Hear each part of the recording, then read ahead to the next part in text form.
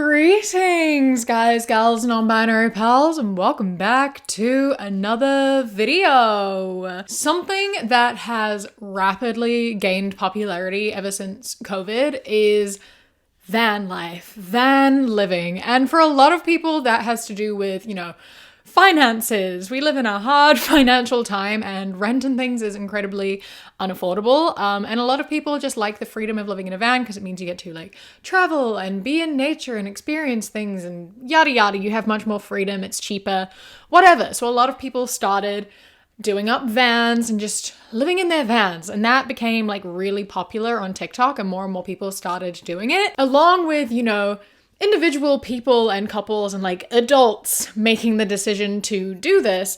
A lot of families started doing it as well. A lot of parents with children decided it would be a great idea to sell their houses, pack up, and live on the road traveling with their kids. Because doesn't that sound like such a good idea? And so today I wanted to have a look at some of these families who have decided to pack up their lives and live life on the road with their kids, taking away all of their stability and normalcy out of their lives for obviously not selfish purposes. They're doing it for the good of the family, right? So we're going to have a look at some of that because there's a lot of it on TikTok, because obviously a major contributing factor to people doing this is that they want clout and internet fame, because family channels do really well. And what better way to, get money than to exploit your children for views? I also just quickly wanted to say a massive thank you for all of the support that you've been showing me recently. I've been going through a bit of a hard time financially and with the stability and growth of my channel recently. And I really appreciate all of the love and support that you have been giving me through that with interacting and subscribing and joining my Patreon, etc. It genuinely means so much to me.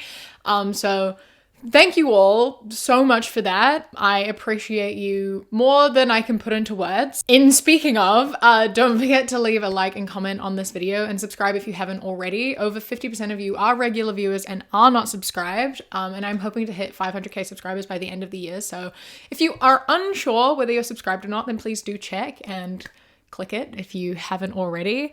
I so greatly appreciate you and your support, so thank you. I just wanted to say that before I get into it. And now that I have, let's get into it. One of the issues with family living in a van on the road that arises is obviously space. Vans are not big. Most of the time, they are not big, especially if you were trying to do this in a cheap way. If you were living on the road and in a van to save money, a lot of the time there isn't going to be very much room because vans are expensive. They're so expensive. And so we run into the issue of kids not having their own space. So for example, we have this person explaining the setup of their van with their partner and their 2 kids. Here are a surprising number of ways you can fit kid beds in a camper van. The first easy way is just co-sleeping. We usually have our youngest 2-year-old sleep in a queen-size bed with us, and most recently we just had our 4-year-old sleep underneath the bed on a foam mattress. Imagine it being bedtime and your parents are like, all right, it's time to go to sleep. Okay, 4-year-old, under the bed you go. Just crawl on under there. Imagine just having to sleep under your parents' bed. Time to go under the bed, little monster, where you belong. That's so absurd. Oh my god. I can't think of many things worse than having to sleep under my parents' bed when my sibling gets to sleep on the bed with them. And although, sharing a bed with your parents is unideal, at least you get to sleep in a bed and not on a foam mattress on the floor under it. And I truly thought that this was going to be, one of the worst sleeping setups that I encountered, because who wants to sleep underneath the bed, Then, I was proven wrong, in which it can actually be worse than this. And I found that through this family of 12, mom, dad, and their 10 children. How we sleep in the trailer. This is where the little girls sleep. It used to be a table. but it converts into a bed. Here's the couch and Noah's sleeping on it. Here's where Enoch sleeps. Here's Elijah. He has a top bunk. And down here are Pearl and Naomi. Here's where Josiah sleeps. This is where Moses sleeps. And this is where Mommy and Daddy sleep. Oh my God. So 3 children share a bed, which is actually a table. One child sleeps on the tiniest couch I've ever seen. Another 2 children share a large bed. One is a baby who sleeps in a cot, you know. And then 2 of them sleep just straight on the floor. It doesn't even look like they're sleeping on a mat. They're just sleeping directly on the floor while mom and dad share the biggest bed in the van. Now, granted, this family doesn't live in their van. However, they do travel with it long distances, so they spend several days at a time, possibly weeks at a time in this van. To that, I have so many questions. First being, why are 2 of your kids sleeping on the floor? Imagine being those kids where your parents are like, okay, you 2, floor. What did they do to deserve that? If you do not have enough space to sleep everyone, you sleep on the floor. Your kids don't get a say in this traveling. You're the one who is forcing this on them, so therefore you have to sleep on the floor. I don't give a fuck if you have a bad back, all right? I don't care about your excuses. You sleep on the floor. As a parent, your kids get the beds, not you. And like the ones on the floor, do they at least like rotate so that they get the beds sometimes? Like, did they have turns where everyone has a turn to sleep on the floor and everyone gets a bed? Or are these kids just like the least favorites? They're just being punished. They have to sleep on the floor. Do they paper, scissors, rock for it? Like, how do you decide who sleeps on the floor? And why does anyone sleep on the floor? Like, if you really want to travel somewhere with your kids, then you take a flight or you get a van that can sleep everyone comfortably. And if you cannot afford that because you have 10 kids, you stay home. You stay home. You are the one who decided to have 10 kids. If you want to travel and you can't afford to do that with 10 kids, maybe you shouldn't have had 10 kids. That's all I'm saying. You know, like, make decisions that are good for your kids. Don't make decisions that are selfish to you. You clearly are the one that wants to travel, and you have all these plans and these ideas, and you are forcing your kids into uncomfortable situations because you cannot afford or refuse to pay for more comfortable travel. So yeah, maybe just don't have 10 kids. Get a bigger van, fly or stay home. That's my advice. Anyway, moving away from sleeping issues, because this does exist in a lot of these vans, but there are so many videos of van life, it's so hard to filter through all of them. And we're gonna move into people who actively are living in the vans and who make content that revolves around living in the vans. And so many of these parents are doing this and traveling with their kids full time to call it life experience for their children, and they're doing it for their kids. They're doing it so their kids experience life and so that they're cultured and so that they learn, even though a majority of them are traveling just within the US. Like, most of them have the goal to just visit all 50 states. That's it. That's the entire goal that they have. And like, to that I say, that is not experiencing the world. That is not gaining culture and learning different like histories and cultures, etc. Like, sure, there are some differences between states and there is like slightly different culture and things, but most of the culture they're involved in is specifically they are staying in like white dominated areas and only interacting with other white people and like not actually experiencing any culture outside of, you know, that. I don't think you can claim to be like experiencing culture and teaching your kids things about the world if the only places you were visiting are within the States. Like if you are in the US, you are capable to drive down into like Latin America and actually experience different cultures and different parts of the world. But you don't want to do that because it's not about culture. It's not about culture. It's just about the fact that you don't want to be stuck in one place, and you as an adult, as a parent, want to travel and make content and exploit your children. The US centricism of so many of these people is so fascinating to me. Like, I cannot imagine like just wanting to travel the US and calling that being cultured and experiencing the world. Like, how single-brained do you have to be? Like, I would understand that if you were doing this in Europe and you were traveling Europe, because there's like dozens of different countries who all do have their own individual cultures, cuisines, languages, histories, etc. But most of these are not in Europe. I've never actually seen these being done in Europe. It's always the US and Australia. I don't know why, but that's all it seems to be. And they don't really actually have any intention of doing anything outside of like patriotism and America stuff, you know? But anyway, like I said, so many of these parents do this specifically to make content. Like, they sell their houses and uproot their lives and buy vans that are worth over $1 million. Like, they spend literal millions of dollars on these vans so that they can take their kids out of school, away from all of their friends, away from any stability that they have, and travel with them to show them the world, to have freedom, and film like all of their lives and post it on social media. And they get like genuinely like millions of followers from this, and like tens of thousands of likes on all of their videos, and it's pretty astounding. So like, here's an example of one of those families. Hi, we're the Cassidy family. We're a family of 4 plus our pup, traveling the United States in an RV full time. In October 2020, we sold our home in Utah along with 90% of our belongings, and we hit the road. We were just ready for a change. We were living what some would call the American dream, but we decided our dream looked a little different. Time with our children was fading quickly, and we wanted to capture the moment and make memories before the moment passed.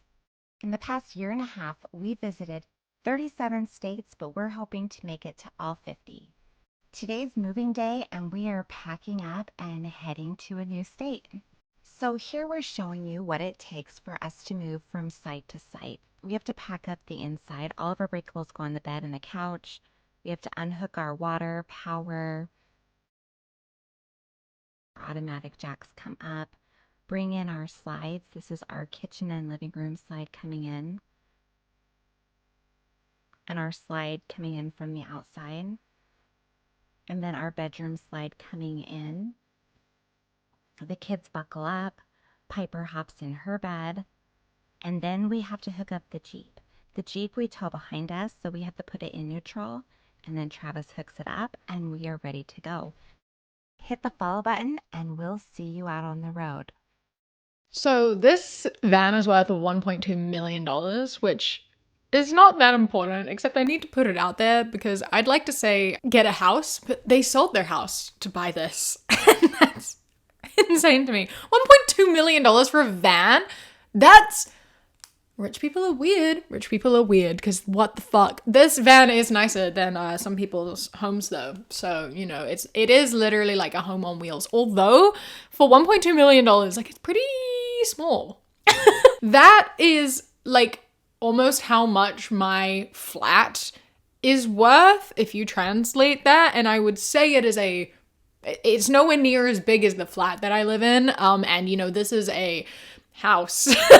So, you know, it's got that going for me. Getting into what she was saying, right? At the start, she said, we were ready for change. We decided our dream looked different, and we wanted to make memories with our children because time is fleeting. We don't want to miss the moment. And, you know, I'm willing to put money on the fact that by we, she meant her husband and herself. She does not mean what her kids wanted. They would not have come into this equation at all. They wanted change. They wanted to do something different. The American dream just like was boring. They wanted something different. They wanted change. And they wanted to spend time with their children because, you know, time moves fast and you've got to take the chance to spend time with your kids while they're kids. So what they're going to do is take them away from all other relationships that they have and force their kids to spend 24/7 with them instead. So what you want to do is make your kids 100% dependent on you, and make it so that you, as their parents, are their best friends. They can't form other long-term, deep friendships and bonds because, like, that's taking them away from you. You don't want to lose them to their friends and school and other relationships. Their time should all be with you, and you're missing it by them, like, having their own lives. How dare they? Their lives should revolve around you and what you want and your dream and what you want life to look like. Just a little note here, parents. If you are a good parent and you raise your children with, like, love and respect and trust, they will still want to be around you when they are adults. They might even want to travel with you when they are adults. When I was doing my 3 months travel in South America, I met a bunch of people who were like adults traveling with their parents. There were a lot of like people who were in their 20s and their 30s who were traveling with their mothers. And like, I'm 25, next year I'll be 26, and I am planning to do a few weeks of travel somewhere with my mother because that's something that she loves and I would love to travel with her. And we have a rocky relationship as well. So like, you know, if you are just a good parent, you aren't going to lose your kids. Sure, the time of them as kids doesn't last forever, but they're still going to be there, and you don't have to force them away from having their own lives in order to have a relationship with them. If you are forcing them to give up everything and have their lives revolve around you entirely, when they are adults, they're probably going to resent you for that and not want to be a part of your life as much as they process everything that you did to them. Speaking as someone who knows someone who was sort of forced into leaving their entire life behind to travel and not being able to form any deep connections and not having that experience, it makes you a little bit resentful.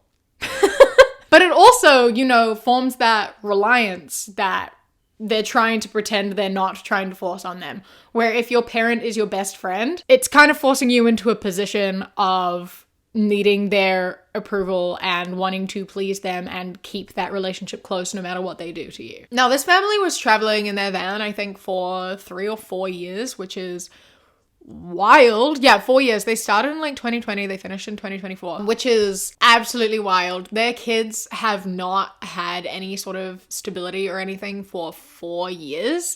This is effectively like all that they know now because they went into this when they were really young, and they've been doing 4 years of school just like on their laptops at a table in a van. And of course, they have gained over 1 million followers from this and from posting what van life looks like. Because of that, obviously, this is what their job is. They make their entire income from content creation. And so since they finished going to all 50 states, they didn't go to Hawaii or Alaska, which I guess makes sense because it's kind of hard to get a van. It's kind of hard to get a van there. But since they've finished their 48 state travel, they have to keep doing it because how else are they meant to make money? So what they're doing is they are taking their kids and they are moving to a sailboat. They are moving to a sailboat, keeping in mind they have no sailing experience. None. They do not have sailing experience. And they are about to move onto a boat to live for I don't know how long, traveling I don't know how far.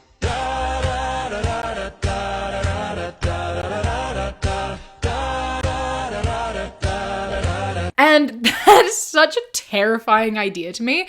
Like, imagine having no sailing experience and then deciding to put your children on a sailboat with you in charge of it. Like, you're in the middle of the ocean for God knows how long with whatever weather happens, and you don't entirely feel confident in that, that's putting your kids in danger. Like, I don't really care. That is putting your kids in danger. I don't give a shit what you do to yourself. Don't put your kids in danger for content. And also don't isolate them to the point of being in the middle of the ocean with no one around. Like, so many of these people claim that their kids are forming friendships, they are socializing and having a normal life because they meet other kids at trailer parks. They're forming bonds that way. Don't worry about the fact that they're just shallow connections. They meet these kids once, hang out for a few days, and then never see them ever again. So they are incapable of forming deep and lasting bonds. That's unimportant. We don't need to talk about that. But they've lost that now because they're living on a boat in the middle of the ocean with nothing but each other for God knows how long, traveling I don't know where. And when they get there, I am imagining they continue to sleep on their boat. So I don't know where they're meeting people. I don't know what they're planning on doing. I don't know how they're going to spin this into their kids still having a social life and forming friendships and relationships, because where are you going to be doing that? What is the plan here? They haven't actually expressed any plans for what living on a boat actually means. They're just advertising, follow us to sea, life on the sea. Like, no, I don't want to do that, actually. Please do not do this to your children. It's so fucked up. But this is the boat that they are looking at moving on to. The Leopard 50 is our top pick from the Annapolis Boat Show. Let's go check it out. Come see for yourself why we love this boat so much. As we step onto the stern or the back of the boat, there's this great seating area that leads into a spacious galley with a ton of counter space and a seating area with the dinette. Down on the port side, we have a washer-dryer combo and the first of 2 cabins, each with their own head or bathroom. These are going to be perfect rooms for the kids. Over here on the starboard side, we have the owner's cabin, which is super spacious, tons of closet space and a large bathroom. And we also have this 4th cabin with its own bathroom that we would use for guests. Then we have the nav station, and we love this door that leads out to the bow of the boat with the extra seating and the trampoline. Heading back to the back, we have the helm where we will drive and control the boat, and then our favorite part on any boat is the flybridge, and this one certainly does not disappoint. So what do you think of the Leopard 50? Let us know in the comments. It is so nice and spacious. The kids get their own room and we just have so much space, except for the fact that you will be on this for days, possibly weeks at a time. And that's not very much space. That's not very much space. You cannot escape. You know, like, sure, it's maybe spacious for somewhere to spend the night. If you can also, I don't know, go outside and do things, but you are stuck on this space and this space alone in the middle of the ocean where you can't even see any land, no connection or contact with any other people, nothing. But it's so spacious. No, it's not. No, it's not. You can, I guess you can walk in a circle. See the scenery. Wow, look, the ocean. Oh, wow, look over there. The ocean. What's that? The ocean? That's it. You are trapped together with no escape, nowhere to go, nothing. I don't like boats, all right? So I'm coming from a slight biased standpoint, but I also don't think so. I think my dislike of boats is very valid. I love the ocean. Like, I love the ocean. I love swimming. I love the deep ocean. I am not afraid of the ocean. I know a lot of people are. So this isn't even anything to do with the fact that, like, I don't like the ocean. This has everything to do with the fact that I don't trust boats. And also, nothing to me sounds worse than being trapped in the middle of the ocean. I love the ocean when I can see the land, you know? Like, the land is right there. I don't want to be in the middle of the sea for God knows how fucking long. And I cannot imagine anything worse than being stuck with my family who do not know how to sail a boat in the middle of the ocean. But, you know, she asked her kids about what they think about moving onto a boat, and here's what they have to say. Hey Riley, how do you feel about a sailboat life versus RV life?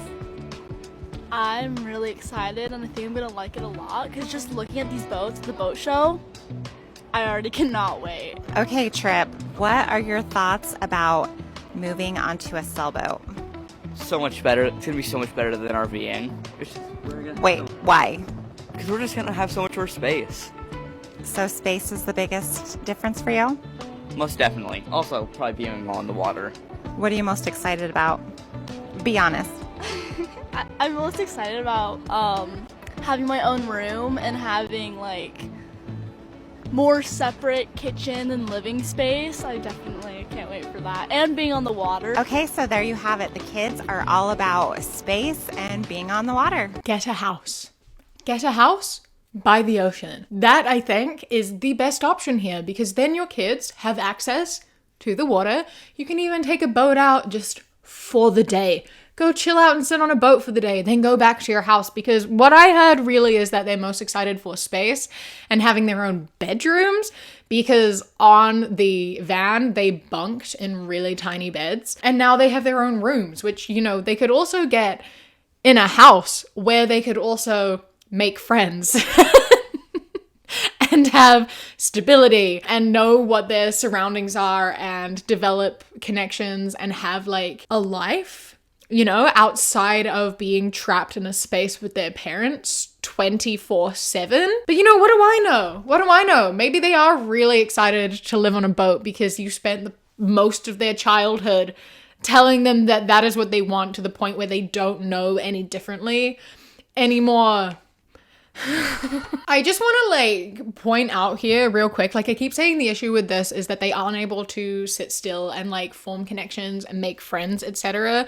And like, I think that it's important to state that I know that nomadic communities have been a thing for a really long time. And it's like a cultural thing in a lot of places where you do just have your community and you are moving around. And I want to point out that that is different. I'm not talking about that here, because in nomadic communities, you are a community. You are all moving together. You do have friends and you form connections and you have bonds and like deep relationships. It's kind of like a big family kind of affair, you know what I mean? I think that stability is good. I cannot personally imagine constantly moving and not having somewhere to go to and somewhere that I know, but I understand that, like, you know, that can work for some people and you are able to still, you know, participate in having an education that involves what I believe is the most important part of an education that helped me the most, is like having conversations and discussions about what you are doing, because you have multiple different adults who are offering their input and helping, and you have a bunch of other kids and other people, and you have like an actual community. Whereas for all of these people, they are doing this by themselves, and sure, they might be running into some of the same people a couple of times, they might cross paths multiple times, but overall, ultimately, they are by themselves, and they are not giving their kids the opportunity to actually form relationships. And like, this is fine when you're an adult. You've already made relationships. You've already made connections. You have spent your childhood learning these skills and doing that. You can now be a drifter. It doesn't matter. One of my favorite parts about traveling is meeting people that I know I'm never really going to speak to again, you know? Like, you can make friends while you're traveling and have like short fleeting friendships, because you already have close bonds. You already know how to do that. You have that experience. You are denying that of your children when you are doing this and moving around constantly without anything solid. You know, when you're in a nomadic community, you do have stability because you have the stability of your community that is with you. I just wanted to put that out there before people come in and talk about that. That's a separate thing. Next, I wanted to talk about this other family that also have 1 million followers and subscribers. This family have 3 kids, and the content is mainly their mom, who has a bright pink mohawk, which, you know, is kind of cool, but doesn't make her get away with anything. And she refers to them as full-time content creators. And this includes her 3 children. She like has a video that it's an ad for PayPal. And in it, she refers to them as our life as full-time content creators. And it's just about how they turn everything into content. Every aspect of their lives is content. They film getting haircuts for content. They do mother-daughter dances every now and then for content. Like, anything they do, they turn into content to share what their life on the road looks like. Come spend the day with us as full-time content creators. Today we're going to shoot 3 different types of videos: a mother-daughter dance, a haircut on the road, and a fun adventure. My girls and I have been doing mother-daughter dances for a while now, and we love scouting out new locations to make it more fun. Next up, Ryder's going to get a haircut because we love sharing how we do normal things with our life on the road. And since we're in Florida, we're going to go check out a spring. Our family loves adventure, but hopefully we don't see a gator. And that to me is just really sad. Family channels are bad. We hate family channels. It's just exploiting your kids. Family channels plus van life for your kids is even worse. Like, this is the worst combination. You've taken your kids away from like having stability, having like a solid like education and like forming connections, making friends, having like any sort of stability, with like exploiting them for content. You have combined those two things to make a monster. And I just don't understand how you can sit here and think that that's like a good thing to be doing. But you know, it makes money. So who really cares, right? So like, speaking of the taking your kids away from forming relationships, she actually made a video about this. One of the biggest misconceptions about RV life is that everyone thinks the kids have no friends. So let's go check it out. We have been hanging out with a bunch of families for the past week and a half, and I think we have quite a few friends here. Hey guys! So for the past week and a half, we've had probably 10 to 20 kids in our RV almost every single day for a big part of the day. So I would say RV life is pretty amazing because not only are they hanging out, they get to meet each other in all these cool destinations and have crazy experiences most of the time. We love RV life! Wow, forming friendships that last a whole week and a half. How fun. The perfect friendship. We all know that is a beautiful lifelong bond that they're making right there. No, I'm not saying every friendship your kid needs to make has to be like a deep lifelong bond, but they should at least have the opportunity to do that. You know what I mean? Having these like short, fleeting friendships, like those are good. Those are important as well. I think a fun part about being a kid is making friendships that don't last and just meeting a bunch of people. That's a fun part of just life in general. As I said, I loved meeting people while traveling. However, you need to have both. You need to also be forming actual friendships and learning how to do that. Because if you are not learning how to form those friendships and have those connections, it's going to be really hard opening up to people when you're older and knowing how to do that. And like, it can cause so much anxiety around making friends later in life and how to act when having like a deep connection and wanting to create closer bonds, because they've never been able to have that experience because they have never been allowed to do that. The only people they're allowed to have deep and close, long-lasting friendships with are their parents, which is not healthy. That's not a healthy way to teach your kids to form friendships. They need things outside of you. And I know that you don't like that. And I know you want to keep doing your mommy-daughter dances and you don't want them to have any relationships outside of you. But you have to understand how selfish that is. Like, how much of this is actually for your kids? You cannot sit here and say that you want to give your kids fun, cool adventures. This is all for you. Do not lie to me. You want the fun, cool experiences and you want to do it while your kids are still kids, because people love family content. It means kids watch. And kids make up a predominant amount of people on social media. And it means that parents are also watching, because parents love to take advantage of their kids. And more parents will see it and be like, oh, I want to do this because they can make money off of it, so I can make money off of it. And it's a terrible cycle of just encouraging more family channels and more exploiting of your kids. And I didn't even mention that this family does meet and greets. Like, they do meet and greets with their children. They literally have strangers come in to meet them and say hi. How fucking weird is that? That is so, so weird. I cannot imagine wanting to broadcast my kids like all over the internet and like their lives, and have people just constantly be a part of that. And like, raising your kids to be influencers is so fucking strange, especially when I know, you know, obviously all of this is being used for profit, which the parents are pocketing. And it's just taking away a lot of personhood from these kids, you know? Obviously, a big aspect of this is people asking what they do for school. How does school work here?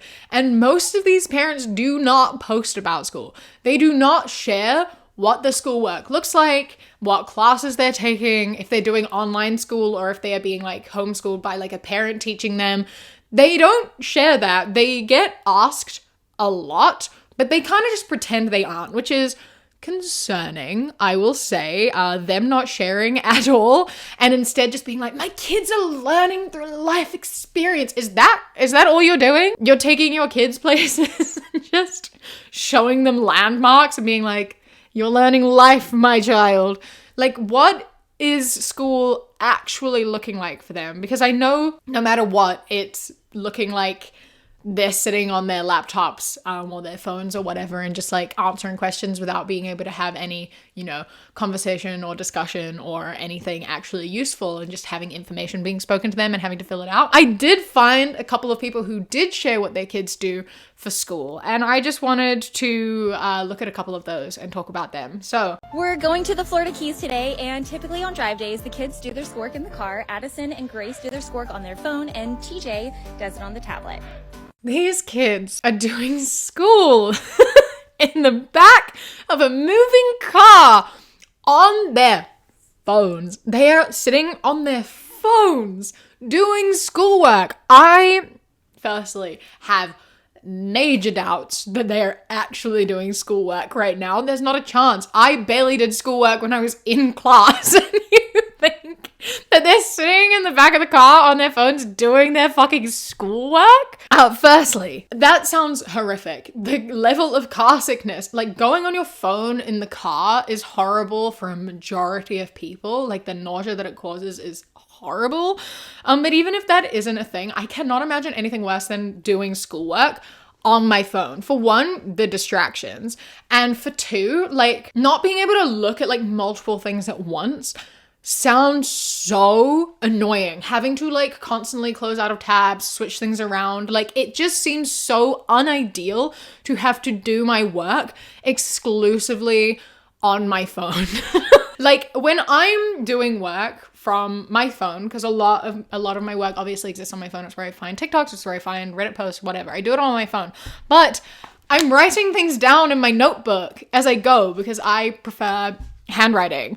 Or I'm using my computer in front of me so that I can look at what I'm studying and also look at my notes and what I'm writing.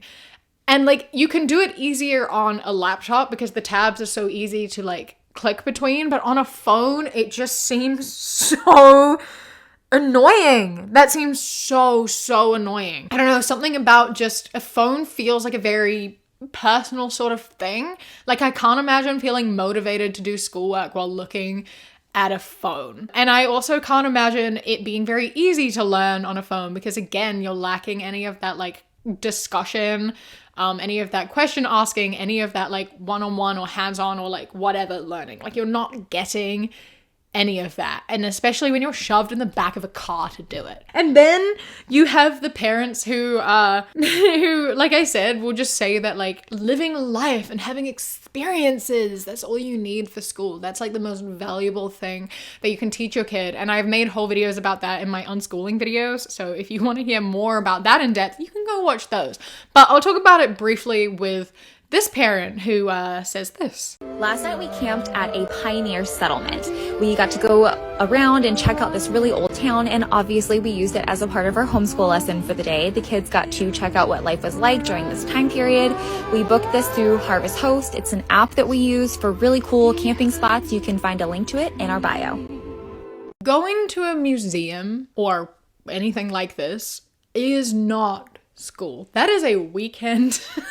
That is a weekend activity. I also went to museums and things as a kid. I go to museums and things now, and sure, you do like learn things by observing, but it only counts as schoolwork if you are also making them apply that knowledge.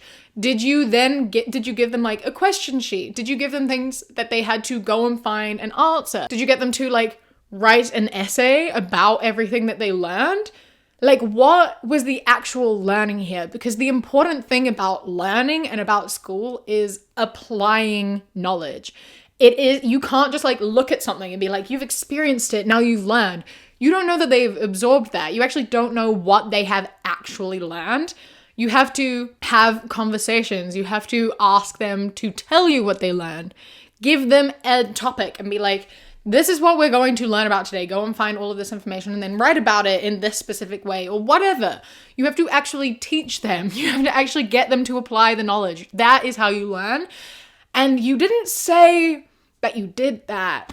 It doesn't say that you did that here. If you are classing this as schoolwork, your kids aren't learning. This is not an education. This is a weekend activity. and you've just done it instead of school. You're failing your kids is what you're doing. Ultimately, this life of family nomad, this life of just like internet nomads and traveling with your families and using your kids for content is not a great thing to be doing for a number of reasons.